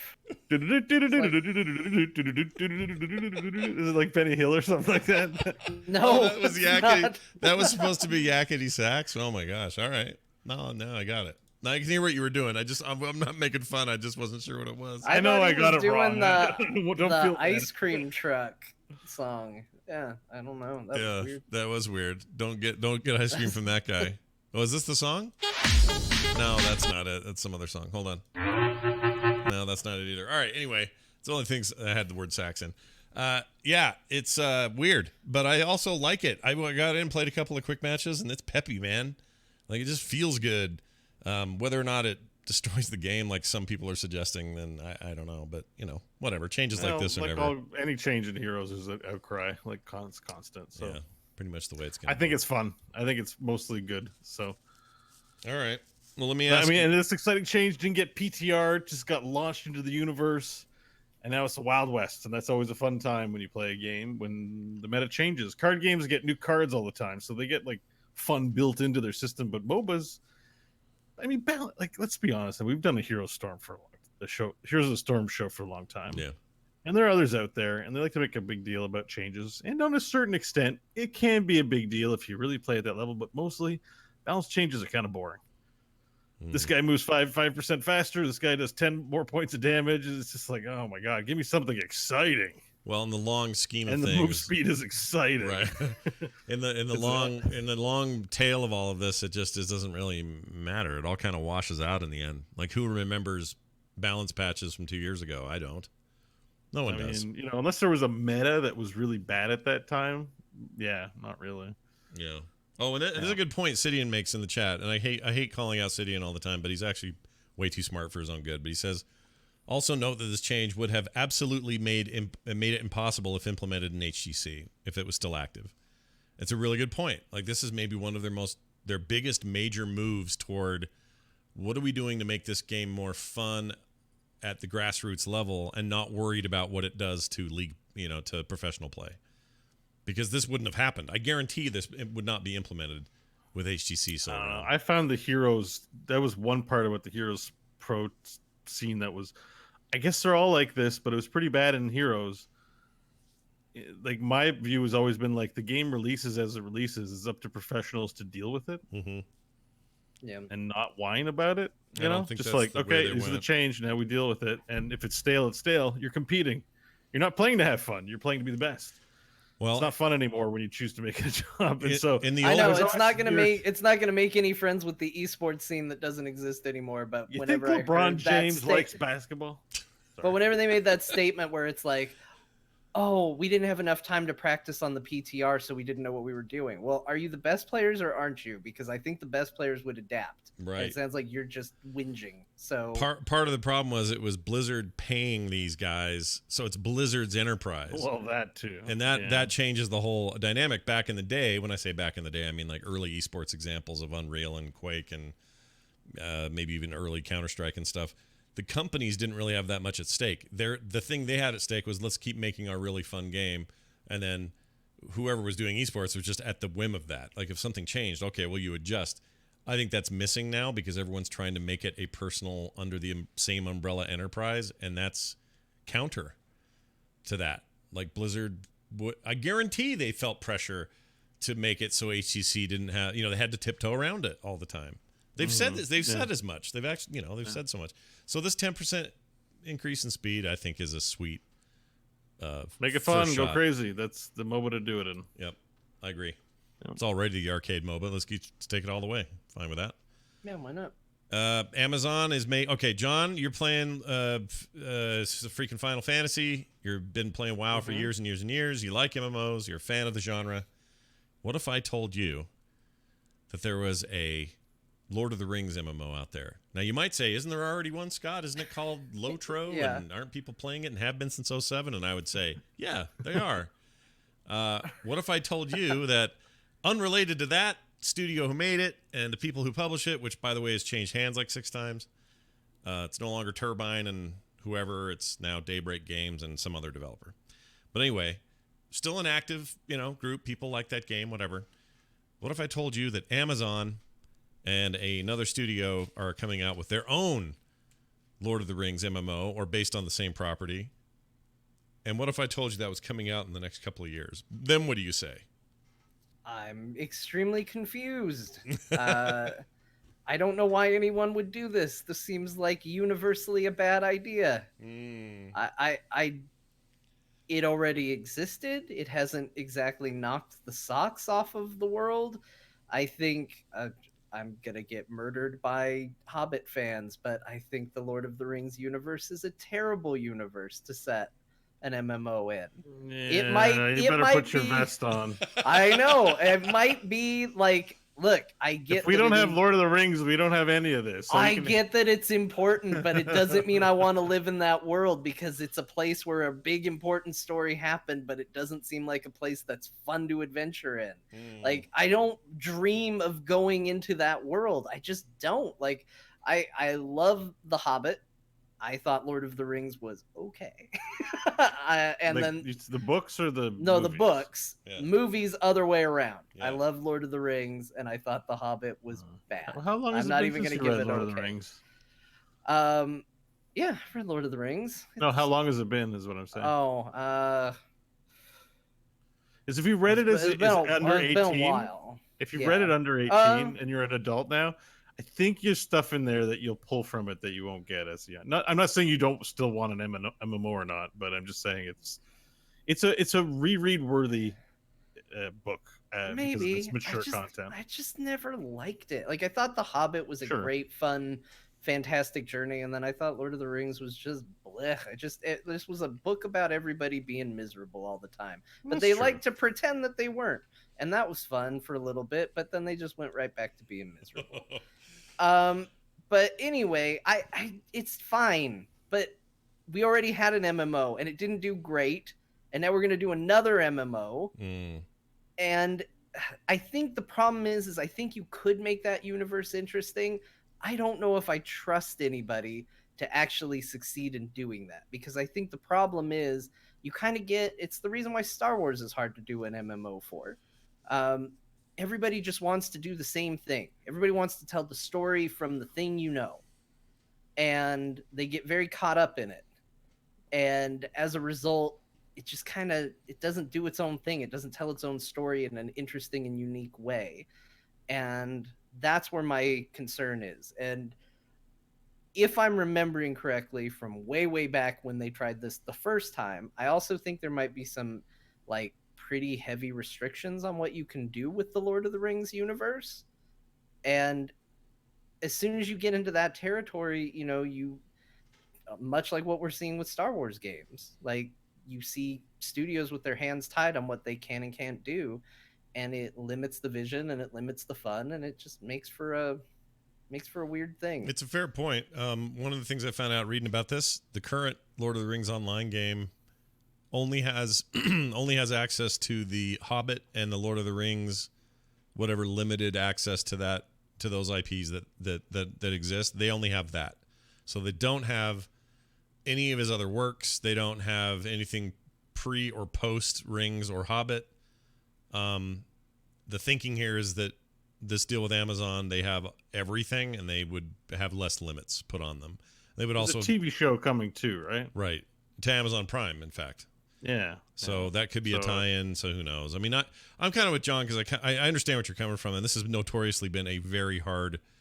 I mean, they tried to make Lord of the Rings work for decades and decades and decades, and it never worked until somehow it did with Jackson, and then everyone thought the easy thing would be, hey, why don't we have Peter Jackson now make The Hobbit? That makes sense. He made the amazing Lord of the Rings games. He killed it. He will surely kill it with The Hobbit. Oh my gosh, he nearly killed The Hobbit. That was one of the worst film series I've ever seen. I hated it. Have I said that It's enough? so no, bad. I hated this it. is going in a direct. The Hobbit's movies are good. No, You they're No, not. They are not. They're so I like them. bad. God awful. Wait, you like the prequels though, and that's okay. But I'm just saying. the prequels are good after the travesty that was the recent Star Wars films. I mean, See, and I like people the have recent. very different sensibilities, and prequels are good movies. I Every like. bit as good as the originals. I like and the so pr- is the- the the- Hobbit. Yeah. People crapped on the Hobbit. Like I feel like I watched a different movie. I went to the first Hobbit movie. This was amazing. I had the best time in the theater watching this thing. And then like tomato site was like, oh, 50%. Everyone hates it. I'm like, what's wrong with you people? Like way too we harsh. saw a and bad cynical. movie. That's what we saw. We saw a real It's bad not. movie. You didn't And enjoy it. It's not a bad movie. the 'cause you first didn't enjoy movie. it. The first movie is better than There's the a all beautiful of them. choir that they sing, all the 12 dwarves. I mean, there is some great There's stuff some in cool that. stuff. I movie. like the Rankin Bass Hobbit a billion times more than I do Peter too. Jackson's The Hobbit. I do too. Oh well, For the wrong Oh, well. reasons. I mean, that stuff's weird and strange and not good, but I will I disagree agree. with you there, and we'll agree to disagree. it's totally fair. And I'm not trying to just poo-poo Lord of the Rings or Tolkien's universe. It's not my favorite, but I think someone in the chat said it best when they said it's a great foundation that a lot of people have built some amazing things on. I agree. I'm not trying to take anything away from the legacy that it has. There's a lot of people have tried this and failed. And I'm not just talking about MMOs. I mean Lord of the Rings in general. Mm. And like Scott just said, Peter Jackson succeeded with Lord of the Rings by most accounts. There's people who don't like those movies too. But you're saying because The you don't like it, then majority- you should do it. The Right? majority would say that he then proceeded to fail with The Hobbit. Not everybody here, but we'll say 2/3 of the people here would say that Yeah. happened. That thing made me so I sad. think it's a problem. And furthermore, let's get away from Lord of the Rings altogether. Nobody's making MMOs anymore, and I think for a good reason. Like Mm. that's the other thing. We've been talking about nothing but Lord of the Rings. Can they do Lord of the Ring? Can they do Lord of the Ring? Nobody makes an MMO. They just continue MMOs that already existed, and there's not that many of them. The only part of So- this, the only part of this that could be interesting is that Amazon's got unending pockets, and it's possible that if they hire the right talent, the right people, the right everything, they could make something special. Now, what that looks like, I have no idea, and I am certainly willing to wait before I make any sort of judgments on it. But it is an odd play at this stage to go super MMO on everybody. And I think it's just more challenging to do it in the face. If you're not making something fresh and new, you run the risk of nobody caring because you're making something fresh and new. If you're basing it on a really important property like Lord of the Rings and the Tolkien universe, you are now asking for all the possible criticism, which makes it equally as hard to make a product that's compelling because everyone's going to have their own idea about what it should look like. Should it look like the movies? Should it look like the more of the Tolkien book series? And what does that even mean? Because everyone reads the book differently. And like, there's just a lot of challenges here. What makes it interesting to me is that Amazon is a giant ball of eternal money, and they could probably have a better shot than most if they just fund it, Yeah, I think they're banking on the brand recognition because honestly, to me, Lord of the Rings is even about high-powered dudes fighting stuff. It's about sucky-ass dudes barely getting away all the time. Mm-hmm. It's like, oh my god, there's this giant thing, except there's one powerful wizard or a couple powerful wizards. So this world where everyone's the hero, right? Probably, and then everyone's rating and is the best doesn't fit thematically with what we know the Lord of the Rings folk tale what do they call it? The hero journey, The hero's journey. Yeah. Yeah. the hero's journey that is that story. A small person of limited effect in the world going against great beings and beasts to overcome something. It's very I'm looking for the word fable, right? So it's very fairy tale, that structure. And MMOs are not that structure. You're not some little guy facing the big world. You're some overpowered dude with giant shoulder pads and tons of items who whines and complains when the world doesn't bend to the will that you think. That's pretty much the state of MMOs now. So Lord of the Rings doesn't fit it. I'm very hopeful for the TV show, though. I think they could do it really well. Yeah, the TV show I'm very excited about. Very excited about that. Maybe they'll reinvent the MMO though, and I guess that's it's going to be bad. That's where we agree. Come full circle and say, I don't know. Maybe they do something. Like, I don't root for bad games, so maybe this will end up being cool. I don't think it will be. I wouldn't bet on it. Could be the greatest thing of all time, but maybe not. Maybe not. Maybe this is the herald of the second coming of MMOs. Yeah, it's the Jesus MMO. Yep. Build Called your it own, here first. Well, you know what they should do, and they haven't done yet, is a fighting game that features all religious figures. Shut up. That's a great idea. We used to talk about that in high school. My friend really wanted to make that game. We're pushing 40 now, so I don't think it's happening, so I can talk about it. But we really want to have just the most sacrilegious game with all the religious people fighting it out Street Fighter style. Yeah. You get Jesus versus Muhammad, and it's bloody. That sounds awesome. Yeah. Oh, yeah. It would be great. I know there's. It would be banned. The development company would be bombed by all the major religions of the world. Yeah. But that's the point of making it. Yeah. It would cause world peace by giving everybody a single enemy to hate. Hey, wait. Maybe that's the way to do it. Everyone hates the game. The Bison character is like Satan, Oh my gosh, dude. Great idea. It'd be perfect. I'm ready for it. I'm ready for your idea. That's the game we need, folks. Anyway, watch for that. Also, if you're living in the UK, just be careful. If you live in Europe, not just the UK. DeepMind is currently playing StarCraft 2 on the European ladder, and it's doing it anonymously. Nobody knows who it is, where it is, or if you just got beat by him. So this is a great story. It's pretty great. I love it. This is where I wanted this to go. Like, I remember back when Morheim got up on stage and said, esports have never been better, and then talked about DeepMind. I remember thinking, well, this is boring, but wait, maybe this is really cool because we're going to troll the whole StarCraft community at some point. And that's what's happening. Like, you may be playing this ultra smart AI and not know it and get your ass handed to yourself and then never know that DeepMind is what destroyed your ladder placement that month, which is pretty interesting. So there's a whole story out on a PC Gamer if you guys want to read about it. It's pretty neat. Any thoughts, feelings, comments? I love. I don't know how many people dug it. I assume some people did, but I love this whole DeepMind story. But since the first day Mike Morheim came up and started talking about DeepMind, I've been super into this idea. Yeah. I like the idea of, programming, trying to take on challenges to beat other humans, because these are the kinds of things that are going to lead to our Skynet future. And so we need to do this. And I just love it. And I like the fact that they're doing it stealthy, which I don't think has ever been possible. Like, the chess computer can't show up to the chess tournament and be anonymous, right? No. I mean, if there's an online version of that scenario, yeah, it could do like this is doing. I guess I have chess online, so somebody could be doing it, but I don't know. Yeah, it's fascinating though. That kind of I really dig this. Pretty interesting. I like it. I think AI is where we need to focus our efforts if we want to evolve video games. I know it opens all the doors. People are like, oh, you can make Skynet and all that, but I mean, AI, like, that changes video gaming forever if we can nail that and make it better. I mean, I played an AI just because I wanted to experience the 10% faster change. I played an AI game of Heroes yesterday. Yeah. I made the mistake of trying to do it on a healer where I can't actually affect that much when the AI is making weird decisions.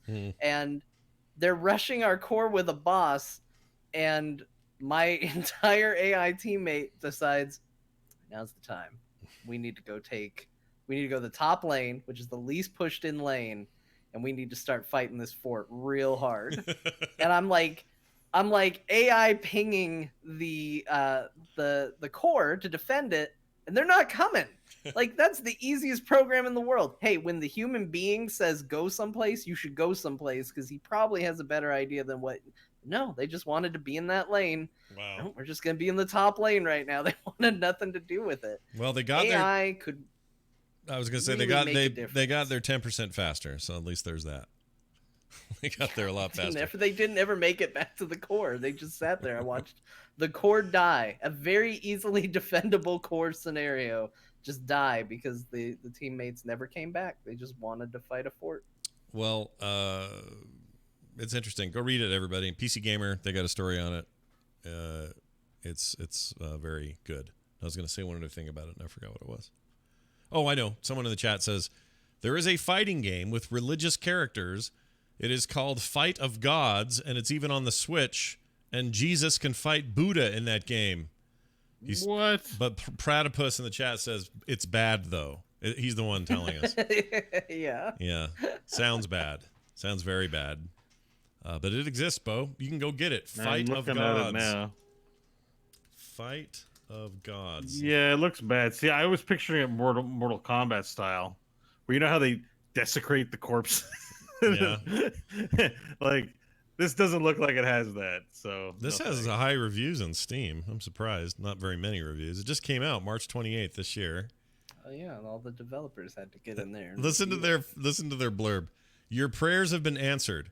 For the first time ever, gods, holy spirits, and mythological characters from around the globe and throughout history will clash in an explosive 2D fighter where the entire world is at stake.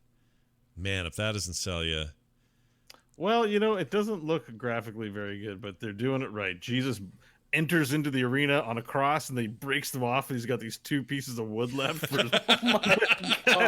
and then, like, his ultimate looks like a laser from God comes down and lights him up. That's perfect. That's perfect. That's pretty good. This part is also good under its features. Unparalleled roster, it says. Juggernauts from religion and mythology collide in battles filled with ancient magic and divine powers. Here's my favorite bit. Unleash the full might of Jesus, Buddha, Moses, Zeus, Odin, and many more in a struggle for existence itself. That's awesome.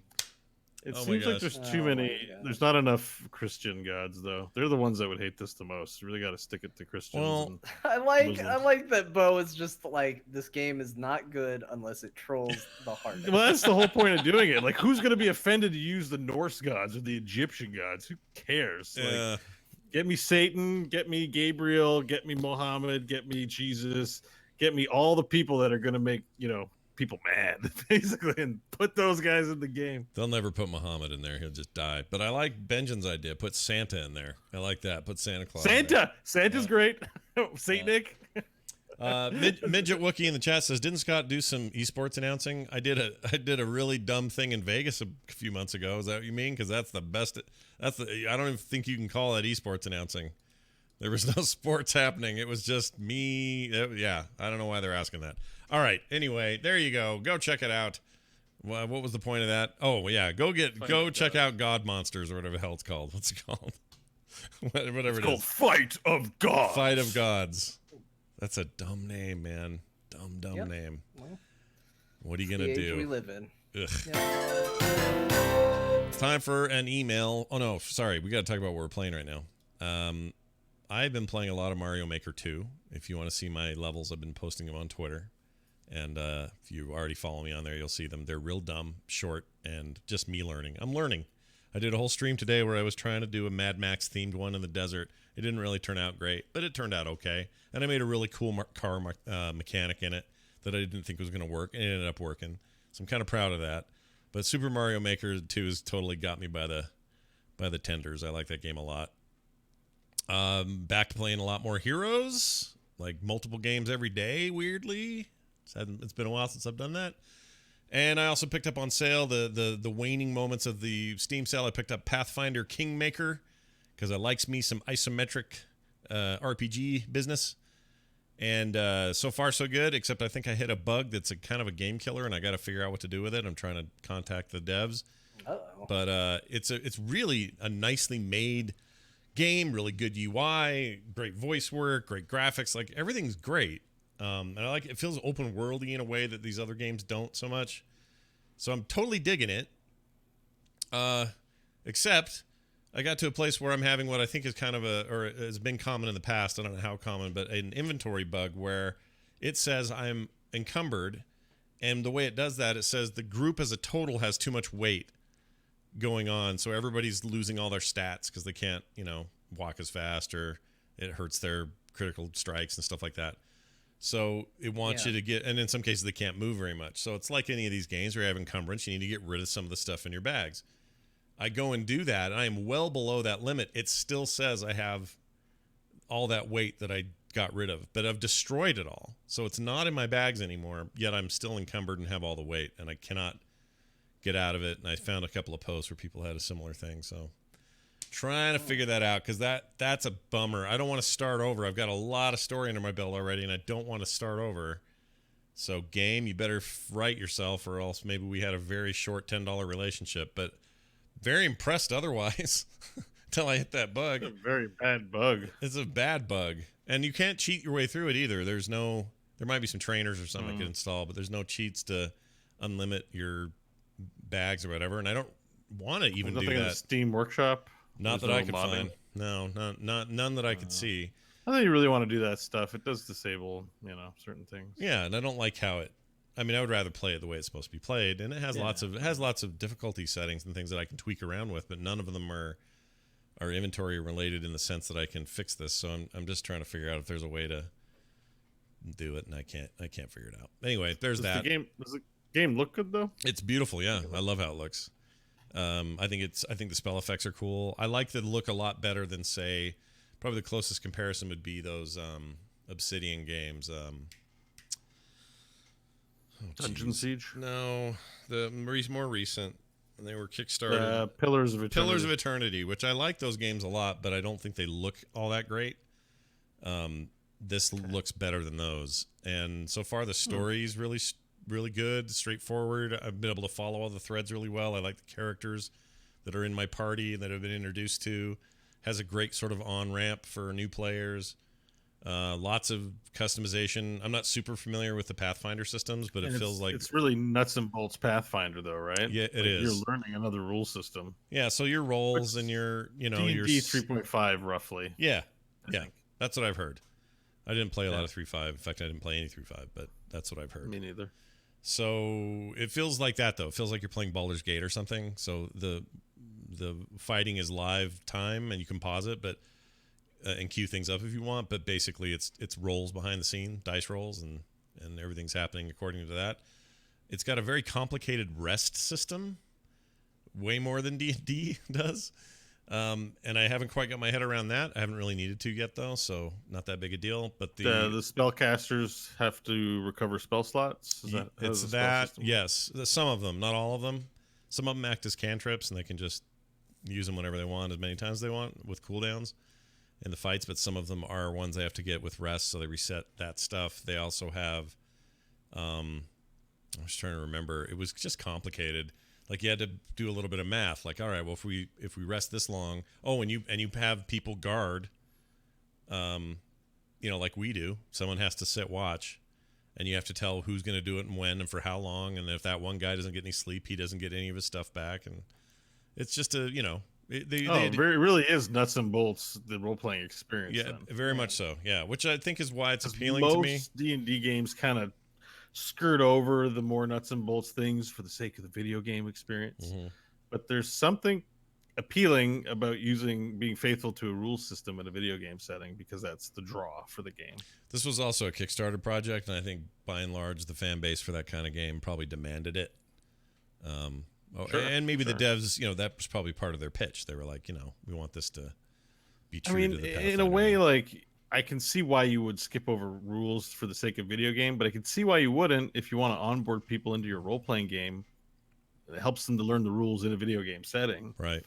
So I don't think it's I don't think you want every game to be like that, but I mean, I know if I played a D&D game or anything, like, I'd want to play it with the rule system and not have stuff skipped over personally. Yep. It's part of why I'm so excited for the new Baldur's Gate, because all my D&D experience is post 3.5, So I've never I've played, original Baldur's Gate, Baldur's Gate 2, Icewind Dale. I've played a bunch of these games, but I didn't really know the rules at the time. So to me, it was just, oh, it's just how that game works. Right. And with Baldur's Gate 3 being based on 5th edition rules, it's going to be the first time that I've ever come to one of these games and known the rule set that it's based on at the same time as playing. And I'm really curious how that's going to translate my experience. It could Same. be positive, could be negative, but I'm really excited to find out. Yeah, same. I think that's going to be cool if it ever comes out. I'm worried about how long that's going to take that thing to get made, but yeah, it's fine.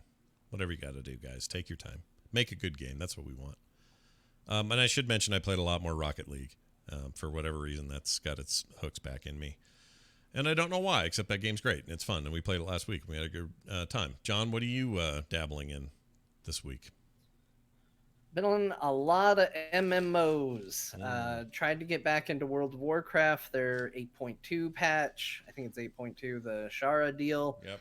And it's just not holding me. I'm having a really hard time finding footing in that thing. And so I made a little more progress into it and then ultimately turned it off.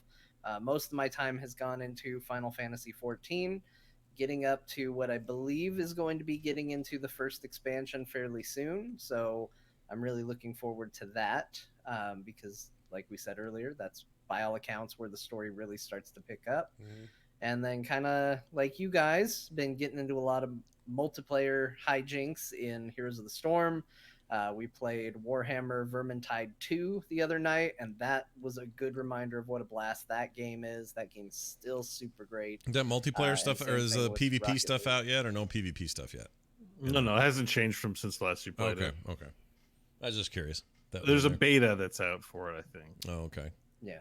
Good. Killing rats, always good. Never a bad time. It was a great time. Yeah. We had a great time. We missed you. Wish you could have been there. Yeah. Bad night, turned out. Actually, people probably wonder why this show's happening today and not yesterday. Same thing. My wife had a camp to go to. Was up all night helping her. Had to get up at 4 o'clock this morning. I'm on farmer's hours right now, and it sucks. I hate it, but it's okay. I'm going to sleep good tonight. All will be well tomorrow. And you also played some Rocket League, John? Not separate from what we did, but man, did I have a good time playing that with you guys. I can't wait to play more. I mean, that game has a real appealing hook, and we sat down. I think we played more matches of it than we even intended to, and it's one of the easiest one more games that I've ever played, and yeah it's so good. Still super solid. I played a bunch of games post with you guys, not that same night, but just since we last played, and there was this guy on this team, and I decided to do ranked mode just to see what's up in there. And played a couple of games. Everything went fine. Kind of what I thought it would be. I won 2, lost 1. Kind of what you expect. Get into the 4th game, and there's a guy named Jeff. Just Jeff on his car. And Jeff was a phenom. Like, he's juggling the ball midair. He's doing backflips that tap it into the corner of the goal. He's making shots that are just ungodly. Like, I don't know how... it's one of these guys. He's obviously, like, pro level or approaching it. And after every goal he made, he gave us like a paragraph of apologies. So he would do it. It wasn't trolly either. It was him like going, guys, I am so sorry. I forgot to rank up last month. I'm kind of making up for it now.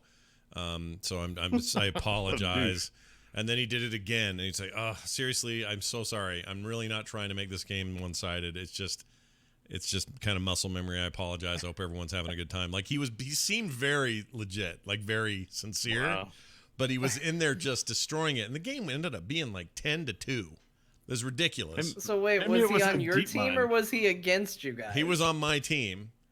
And so he's apologizing for like hogging the ball? Well, that thing has global texting, so you can say it to everybody. Oh. So he was saying it to them as well. At least I think so. I think they can all read it. I think that's how that game works. There's probably a team chat, but the default is global. Yeah, it's just a global chat. Anyway, it's just the weirdest thing. And then after those matches, he was gone, and it went back to normal, like 2 or 3 goals per team sort of games. But Maybe it's a deep mind bot, and it knows it's pretty low, and it's programmed to apologize, or programmed itself to apologize. I love that idea that it's programmed to be really affable and kind. You're like, this guy is really good. Meanwhile, Yeah. it's like... brr, brr, brr, brr, They brr. want to beat players, but also beat toxicity at the same time. That's their goal. Yeah. But it was really fun, and I'm with John. That game's just rad. Bo, what did you spend your time with last week? Same old stuff. Magic the Gathering and Heroes of the Storm. Nice. And I played Rat Game, which was fun. Yeah. I bought a battle pass Oh, for Rat Game?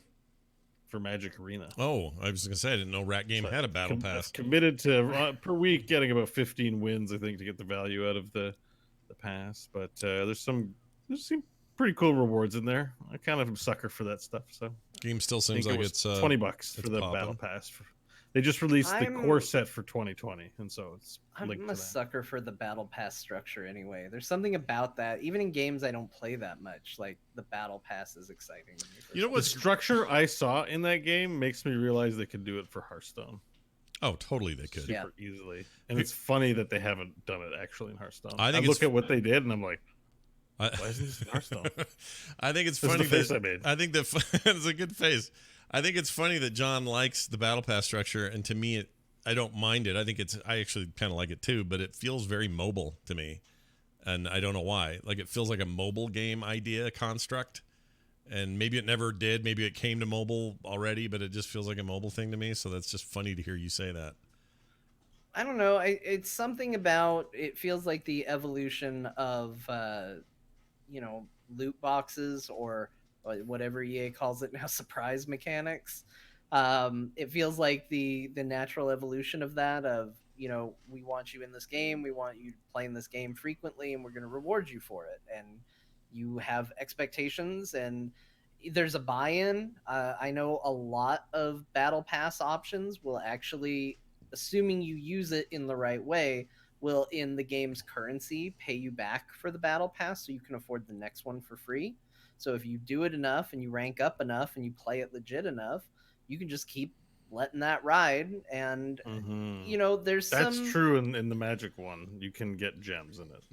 Wow. there's some stuff in there where you can say like, oh, it's kind of skeevy and all of that, but right now we're talking about games that are there to try to be your big game that you play constantly. And if that is the game for you that's doing that and it's doing it well, I see a big value in that. I would have probably saw a big value in Heroes doing that, but Heroes didn't. Well- They did loot boxes, and I'm not saying that's necessarily good or bad, but I don't have a game that I play that way. So battle passes have always been bad value for me, but in a game I play a lot, it might be nice.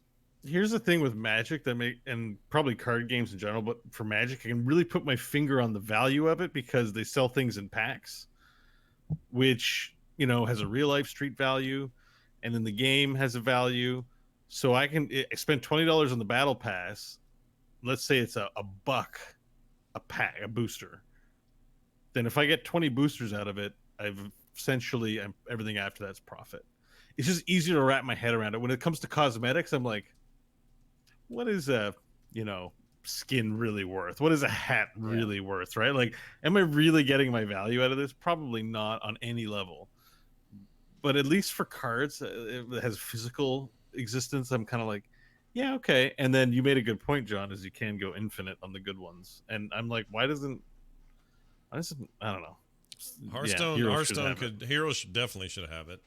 I would love it if they converted to that or would have. See, the thing is, though, the hot thing was loot boxes when 2.0 happened. And it was just the wrong moment because it was still kind of going hot right then. And all the fallout after has been devastating to the whole loot box structure. Everyone hates them, doesn't trust them, doesn't like them anymore. And I think both Overwatch, Heroes, and anything else that uses loot boxes is they're probably eyeing better ideas or ways of changing things. I think a battle pass makes Diablo so 4 much battle sense. pass. I think I'd do one. I would do a battle pass. for Free to play Diablo. Diablo 4 in battle a heartbeat. I'd do a Diablo 3 battle pass if they just keep adding content to the game. Like, Yeah, that would work for that game. They're not gonna, but if they did, I would.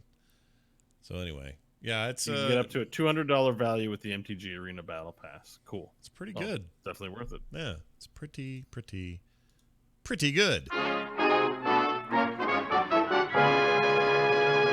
Quick email from emailer Dylan, who wrote into the website, frogpants.com/core. He says, "Hi, Scott and crew. This email is for both Core and Boop, if possible. I'd love to hear everyone's opinions and strategies." Well, we're going to start with Boop, or Core, I mean. I did this on Twitter, by the way. Well, can we bring Brian in? Is he around? He's not around. Well, Yeah, maybe let's he call is. Brian. I don't know. Let's get him. He did text Get me. Brian. He did send me a He message. sometimes drops in on the show. I've seen him here before. Oh, today at noon he sent me a message, but I missed it. Well, that's too bad. You realize when you postponed Core, you said Boop will be on I Thursday know. night. And let me tell you why I do it. Yep. Because they're both capitalized names. They're both 4 letters long, and they're a single syllable, and I know. do it all the time, and it drives me crazy. I do it all the time. I'm not reproaching you, but a lot of people felt the need to comment, including myself. Yeah, they did. Yeah, your comment was pretty good. I liked yours. I was mostly just like, oh boy, this is going to be the timeline for a while. It's just people going, "Did you mean Core?" Yeah. Did you mean Core? You said Boop. I got that all afternoon yesterday. It's okay, though. So anyways, he says this. With the wealth of games these days, meaning quantity, there's a lot of games to play, plus the demands on being an adult, I find myself struggling to even start a game, kind of like analysis paralysis, let alone finish it. AAA games keep getting longer and longer and or have mechanics for continual play.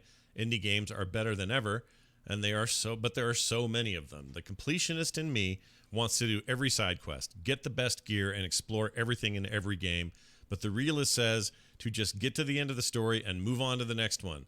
How do each of you manage or balance this? Thanks, everybody. Dylan. For me, I feel your pain, dude. 100%. And it's weird. It's almost like I'm more driven to less AAA experiences.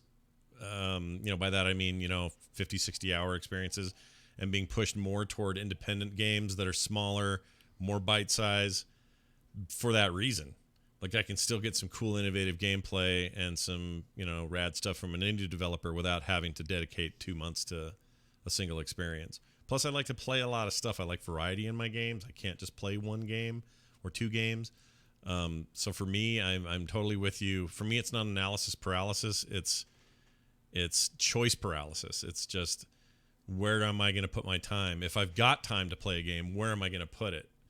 And then it suddenly becomes really hard to do anything. So I'm with you. You guys feel the same? Bo, I saw you nodding over there. What do you think about all this?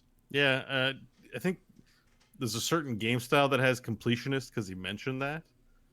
There's plenty of games that aren't. Like, if you play Civilization, it's not a completionist game. You can just keep playing it. Mm-hmm. So it's really a genre. So I think if you're going to play a game that is an adventure, I give it I'm very skeptical about buying it for myself. And then if I do buy it, it's got 5 to 10 hours to grab me. And then I'm committed. Otherwise, I have to get rid of it. Right. A good example is The Witcher. Every question mark that pops up on that damn game, I'm going to... It's a worthless damn magic sword that I don't need. I'm in Skellige boating around, doing nothing, ignoring the story, just fishing out all the barrels from the sea. I do that too. So when there's a game that is worthy of my time, then I do it. Otherwise, I just got to, it breaks my heart, but I'm like, I just can't see myself in a relationship with you, game. So, yeah. It's not going to happen. There's so many that I'll buy one on Steam and I know I'm going to play it. And I say to myself, well, I'll just, I just got to make time. And then 3 years will pass and I'll realize I never played it. Yeah. Never played the damn thing. So, yeah. They took Alpha Protocol off Steam, and I bought that with the full intention of playing it like 5 or 6 years ago. I never played it. Well, you still can. You still own it. You should play it. Give Alpha Protocol a try, I say. Before John answers that whole thing, I'd just like to put up this image for the chat to see. Bo found out and put up a screenshot of Santa Claus does indeed feature in Fight of Gods, and this looks like a selfie with him and Jesus. Is that what this is? Yeah, I think the game has a selfie mode. Oh my lord, dude! And There you go. I didn't mean that as a. Your game is an interesting take. Hopefully, you make enough money to make 2 and up the graphics and violence and put more, sacrilegious figures in there. It'd be great. Yeah, you know what people want. John, what's your take on all that? I think you need to just find out what you dig, what you want to be a part of, and just kind of. I mean, for me, it was definitely coming to terms with the fact that not every game is for me, and that there are some that I can consume and enjoy, maybe through Twitch streams, maybe through just hearing other people talk about it, or hearing about EVE Online is a real good experience. Like, I can read cool news stories about that. I don't need to experience that game. I don't need to be a part of that, but I can enjoy that world by reading, here's the crazy thing that they got into. But I tend to be the type of gamer that likes to be a part of the zeitgeist. I like the social aspect of gaming. Like, I enjoy playing a game, but equally on par with that, I enjoy getting to talk to friends who have gotten to go through and played games and done it. And I think that's why we see things like Twitch being so popular, is because it's a way to kind of get communal about this thing. I think deep down, people just want to be nerds together, and sometimes it's hard and awkward to have that conversation. And streaming games and all of that is a real good way to have people nerd out about the same things you're into at the same time. You know, when you're screaming because Mr. X is chasing you, other people are, you know, right there with you for the ride. You know, maybe they can't do it themselves, but they can play along, and that can be a dialogue that you have. I guarantee you I wouldn't have played RE2's remaster without that. Like, I can't do those alone. Can't do it. It's just too much for me. And I know plenty of people can, and that's great. John played it like 4 or 5 times or whatever it is now. But for me, having the chat room there to have that communal experience and to sort of have proximity with some people literally made it possible for me to play through it and not throw the controller down and say, I'm never touching this again. Did you play through it? I did. I played through half of it. I played through the first. I think that's where we last left that. If the game truly, like, I need the definition from Capcom. Is it truly bonus content to play her, or is it half the game to play her? You did not fight the final boss of the game. You've played through half of the game. I fought Mr. X, and that's all I needed. He is not the final boss. I hate him so bad. He's not even the only second to last boss. I don't want He's people one to of make you two play possible. these games, Scott. I'm on your team. No, But you didn't finish the game.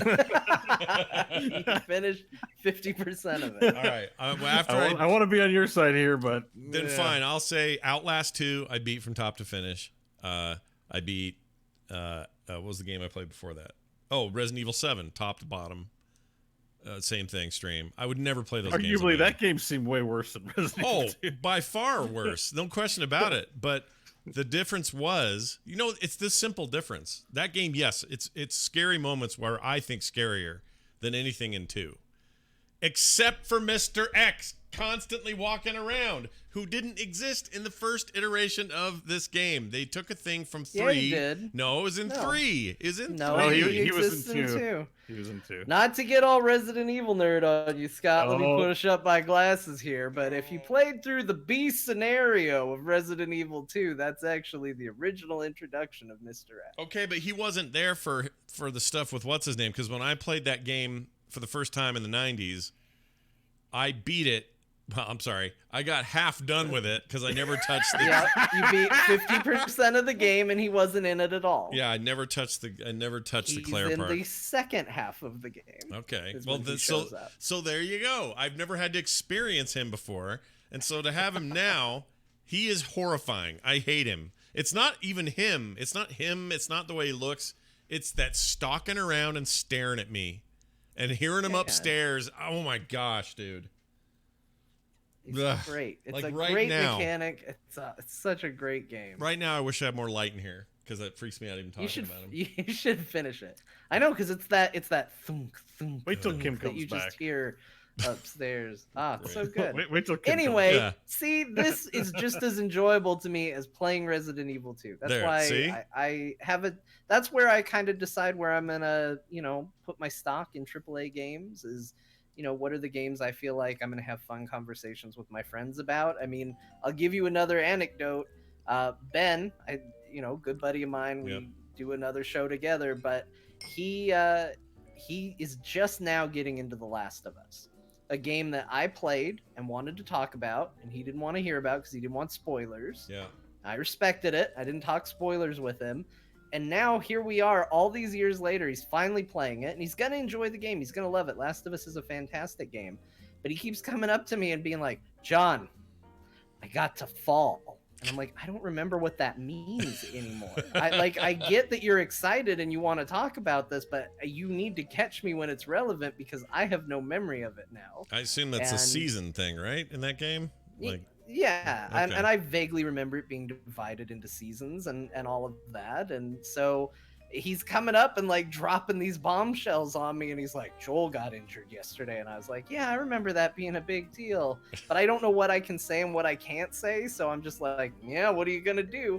We're not having a real good conversation about that game because I can't remember what happened in it because he's coming to it so damn late in the game. Yeah, he should stream if that. That's important to you, judge. Yeah, he should stream that, and you should watch him stream it, and then you can relive it. I like that. He did stream it. I did watch it for a little bit. My favorite bit is watching people watch the brutal opening to that game. Oh man! And just how quiet it gets when people are either crying or trying real hard not to cry about the opening. There's nothing quite like that. The opening to that game is really something. It's a tearjerker. It'll melt your cheese. Hey, speaking of melting cheese, if you want to send us your emails, you can. frogpants.com/core. You can also send us voicemails if you like. 801-471-0462. I believe that might just do it for us. Thanks all for joining us. We're going to be sticking around playing Heroes tonight, see what these changes actually mean. Running around at 10% faster speed sounds real good to me. So we're going to go do some of that right after this. In the meantime, our show is supported primarily and entirely by you, dear listeners. Go to patreon.com/core show. That's patreon.com/core show. And give what you can while you can. We'd really appreciate it. And thanks to everybody who already does. Frogpants.com/core is our website. You'll find everything there that you need. That's going to do it for us. For me, for Bo, for John. We'll see you next time.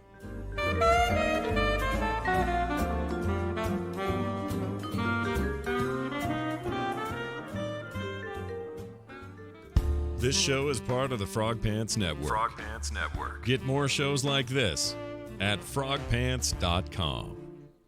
I did that thing where I forgot to play the for emails. That's a good question. That's a good question. Just forgot. And we didn't have any of this. We didn't have any big shockers. I can't force it. It's gotta happen naturally.